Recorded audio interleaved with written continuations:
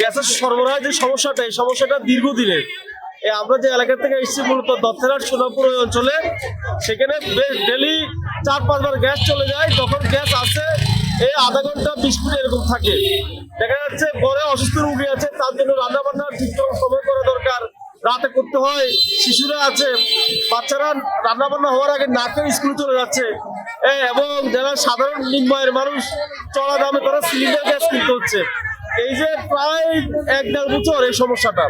তো আজকে আমরা গত সপ্তাহে এসেছিলাম, গ্যাস অফিসে দেখা করছে, আমাদেরকে বলছে 1 সপ্তাহ পরে আসেন, তারা উদ্যোগ নিবে।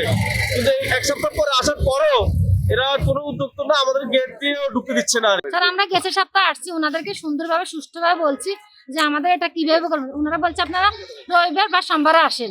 আমরা এখন আসতেছি, এখানে কোনো ম্যানেজারের নাই, কোনো কিছুই নেই, তারা পড়াই গেছে। এখন বলছে তারা মিটিংয়ে গেছে।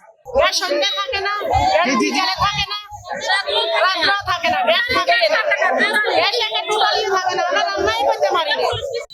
আমাদের এলাকায় আমরা গ্যাস পাইতেছি না ঠিক মতো, আমরা বহুত কষ্ট করতেছি। আর আমরা সকালে গ্যাস পাই না, রাত্রেও গ্যাস পাই না। আমরা ঠিক মতো গ্যাস পাই না।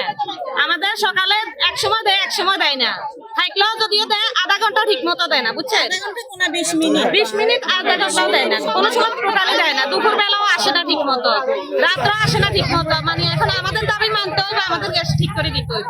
আগামী রবি এবং সোমবার আমাদের স্থাপনা প্রদান সহ ওনাদের এলাকা যাবে এবং গিয়ে আপনার এটা এই কি সমস্যা আছে এই সমস্যা নির্ণয় করে সমাধানের পথ বাইর করবে।